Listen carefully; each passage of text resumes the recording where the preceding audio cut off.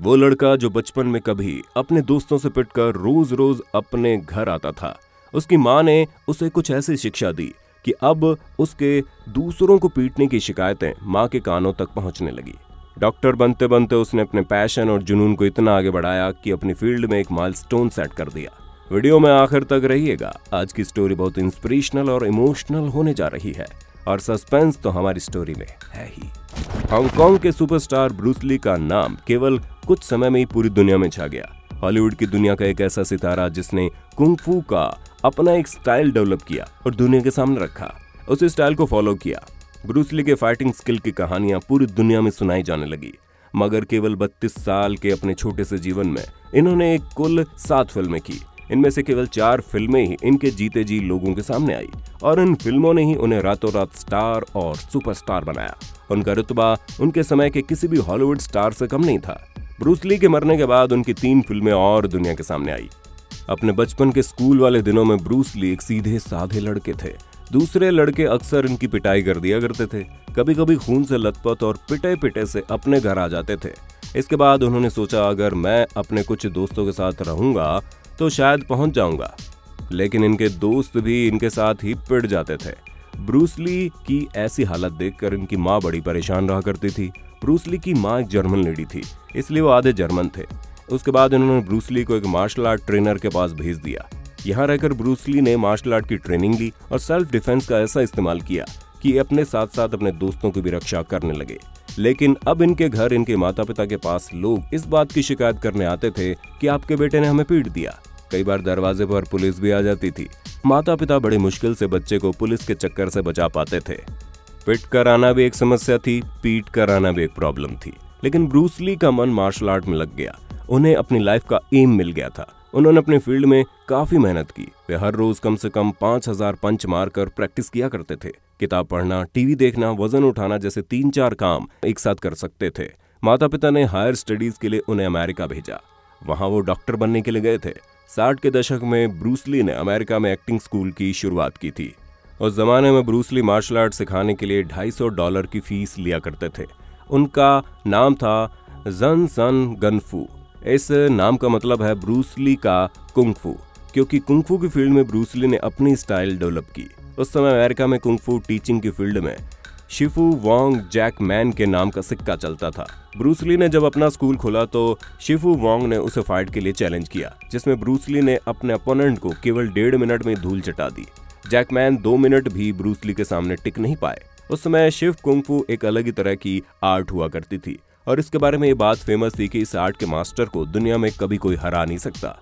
लेकिन Bruce Lee ने उसे चुटकियों में हरा दिया और यहाँ से ब्रूस ली का नाम मार्शल आर्ट के फील्ड में पॉपुलर हो गया, लोगों की जुबान पर चढ़ गया। ब्रूस ली की इस फाइट के बाद उन्हें फिल्मों के ऑफर मिलने लगे। उन्होंने फिल्में की और रातों रात स्टार बन गए। जिंदगी अच्छी खासी चल रही थी। जवां दिलों की धड़कन ब्रूस ली पर एक अमेरिकन लड़की का दिल आ गया। उन्होंने इससे शादी कर ली और 2 बच्चे हुए। कुल मिलाकर अमेरिका में अच्छी तरह से सेटल हो गए। ब्रूस ली की फाइटिंग स्पीड इतनी जबरदस्त थी कि इनके मूव्स को कैमरे की नॉर्मल रिकॉर्डिंग में देख पाना आसान नहीं था। उनके मूव्स को देखने के लिए वीडियो को स्लो मोशन में देखना पड़ता था। केवल 11 सेकंड में 15 घूंसे और 1 लात मारने का रिकॉर्ड इनके नाम है। ब्रूस ली की पूरी दुनिया फैन है, लेकिन वो खुद गामा पहलवान के फैन थे। कहा जाता है कि उन्हें पानी और स्विमिंग दोनों ही पसंद नहीं थे। उनकी एक फिल्म द बिग बॉस में ब्रूस ली ने एक आदमी का सिर ही काट दिया था। इस सीन को फिल्म से हटा दिया गया। 20 जुलाई साल 1973 की शाम हांगकांग में ब्रूस ली की एक मीटिंग थी। उनकी आने वाली फिल्म गेम ऑफ डेथ की तैयारी चल रही थी। उस दिन फिल्म के प्रोड्यूसर के साथ दोपहर में लंच था और शाम को 4 बजे तक मीटिंग थी। इसके बाद रात में डिनर का प्रोग्राम था। ब्रूस ली ने तेज सिरदर्द की शिकायत की। उनकी को स्टार बेटी तिंग पेई थी, जो कि उनकी फिल्म की हीरोइन थी। उन्होंने ब्रूस ली को एक पेन किलर एनाल्जेसिक दी और ब्रूस ली उसे खाकर अपने रूम में सोने चले गए। रात में डिनर का टाइम हुआ तो उन्हें उठाने के लिए उनके रूम के बाहर काफी समय तक दरवाजे को नॉक किया गया, पर वो नहीं उठे। इसके बाद जैसे तैसे लोग रूम में पहुंचे और उन्हें उठाने की कोशिश की तो ऐसा लगा जैसे वो बेहोशी की हालत में हैं। उनके दोस्त ने डॉक्टर को फोन किया और उन्हें एम्बुलेंस से क्वीन एलिजाबेथ हॉस्पिटल ले जाया गया। हॉस्पिटल ले जाने के बाद डॉक्टर्स ने उन्हें डेड डिक्लेयर कर दिया। इस घटना ने पूरी दुनिया में तहलका मचा दिया। जो कलाकार अपनी अगली फिल्म गेम ऑफ डेथ की तैयारी कर रहा था, लोगों का कहना था उसके साथ ही रियल लाइफ में गेम ऑफ डेथ खेला गया। पोस्टमार्टम रिपोर्ट में ब्रूस ली की मौत की वजह उनके दिमाग में सूजन को बताया गया।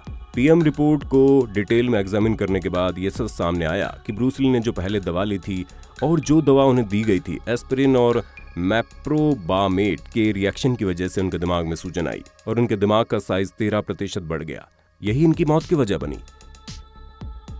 बाद में इनकी फैमिली मेंबर्स से बात की गई तो ये बात सामने आई कि ब्रूस ली के सिर में अक्सर दर्द रहा करता था और वो ये दवाइयां लगातार लेते रहते थे।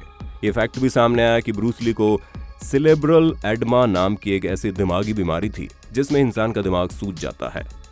वो जब जब दवाइयां लेते थे दिमाग की सूजन उतर जाती थी। दवाइयों का असर कम होने पर फिर से दिमागी सूजन आ जाती थी। ये तो थी ब्रूस ली की मौत से रिलेटेड वो फैक्ट जो डॉक्यूमेंटेशन के जरिए प्रूफ हो रहे थे, लेकिन इसके बाद भी ब्रूस ली की मौत एक मिस्ट्री बन गई। इसके पीछे कारण था उनका करीबी ये मानने को तैयार नहीं थे कि एक मामूली सा सरदर्द ब्रूस ली की मौत की वजह बन सकता है। लोगों ने एक बात ये भी फैलाई कि उनकी अमेरिकन पत्नी उन्हें दवा की जगह स्लो पॉइजन दिया करती थी और यही इनकी मौत की वजह बना। हालांकि ब्रूस ली को उनकी पत्नी के द्वारा स्लो पॉइजन दिए जाने का कोई भी सबूत नहीं था। उस दौरान हांगकांग की पुलिस और अथॉरिटी ने पोस्टमार्टम रिपोर्ट को सामने रखकर ये बात स्पष्ट कर दी कि ब्रूस ली की मौत उनकी दिमागी बीमारी से आई ब्रेन स्वेलिंग का नतीजा थी। उस समय अथॉरिटी को एक डर ये भी था कि ब्रूस ली के मर्डर की बात सुनकर उनके फैंस वायलेंट हो सकते हैं और हालात खराब हो सकते हैं। इस मामले में यह आरोप भी हांगकांग अथॉरिटी पर लगाया गया कि उन्होंने फैंस के इमोशन को कंट्रोल करने के लिए और हालात को संभालने के लिए पोस्टमार्टम रिपोर्ट को मैनिपुलेट किया। इस प्रकार ब्रूस ली की मौत का जिम्मेदार अमेरिका को ठहराया गया। ब्रूस ली की मौत को लेकर चाइना की खुफिया संस्था ट्रियार्ट पर इल्जाम लगे। लोगों का मानना था चीन ब्रूस ली के बढ़ते दबदबे से काफी परेशान था। इस वजह से ट्रियार्ट ने उसे मार दिया और दिमागी सूजन की बीमारी का बहाना बताया। ब्रूस ली की मौत को लेकर एक तीसरी अफवाह ये भी थी कि ब्रूस ली का परिवार ही किसी शराब का शिकार था। यही कारण था केवल 32 साल की उम्र में उनकी मौत हो गई। आज ब्रूस ली की मौत को लगभग 48 साल हो गए हैं, लेकिन आज भी उनके चाहने वाले इस बात को मानने के तैयार नहीं है कि जिस इंसान ने कुंग-फू को अपना स्टाइल डेवलप किया हो, जो फिटनेस को लेकर इतना क्रेजी था, वो अपनी डाइट को लेकर इतना अलर्ट था, उसकी मौत केवल एक सिरदर्द और दिमागी सूजन की बीमारी से हो सकती है। इसे फैंस का प्यार कहेंगे या फिर इनकी मौत को मिस्ट्री बनाने की एक चाल? अपना जवाब हमें कमेंट बॉक्स में लिखकर बताना। लेकिन ब्रूस ली की मौत को लेकर कभी कोई जांच नहीं हुई। जो कंक्रीट कंक्लूजन निकलकर सामने आया वो ये था कि दिमाग की सूजन और दवाइयों के रिएक्शन की वजह से उनकी मौत हुई। इसी को सच माना गया। वीडियो पसंद आया तो इसे लाइक करने के साथ अपने दोस्तों के साथ शेयर कर देना और अगर चैनल को भी सब्सक्राइब नहीं किया तो लाल कलर का बटन दबाकर बेल आइकन को शुरू में प्रेस कर दीजिए। हमारे दिमाग में जब भी मार्शल आर्ट या कुंग-फू जैसे शब्द गूंजते हैं तो इनके साथ एक चेहरा उभर कर सामने आता है और वो चेहरा होता है ब्रूस ली का। बहुत ही कम समय की जिंदगी में उन्होंने जो वर्ल्ड क्लास नेम फेम पाया और कुंग-फू की दुनिया को कोने कोने में पहुंचाया, उनके इस कारनामे ने हमेशा के लिए उन्हें अमर बना दिया। भले इनकी जिंदगी छोटी थी लेकिन थी बहुत बड़ी। हमें यकीन है ये वीडियो आपको पसंद आया होगा। वीडियो पर आपकी कीमती राय का इंतजार हमारी पूरी टीम कर रही है। जल्दी मिलते हैं नए वीडियो में। जय हिंद, जय भारत, वंदे मातरम।